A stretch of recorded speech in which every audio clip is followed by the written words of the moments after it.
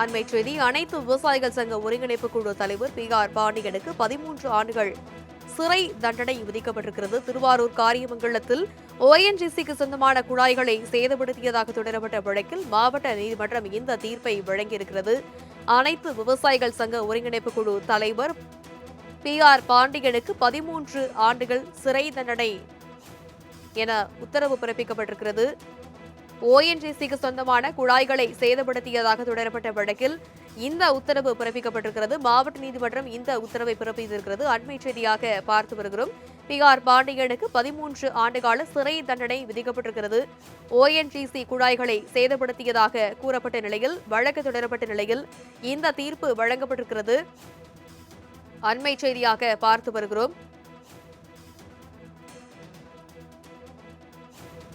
அனைத்து விவசாயிகள் சங்க ஒருங்கிணைப்பு குழு தலைவர் பி.ஆர். பாண்டியனுக்கு 13 ஆண்டுகள் சிறை தண்டனை விதிக்கப்பட்டிருக்கிறது.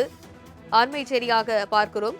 திருவாரூர் காரியமங்கலத்தில் ONGCக்கு சொந்தமான குழாய்களை சேதப்படுத்தியதாக தொடரப்பட்ட வழக்கில் மாவட்ட நீதிமன்றம் தீர்ப்பு வழங்கியிருக்கிறது.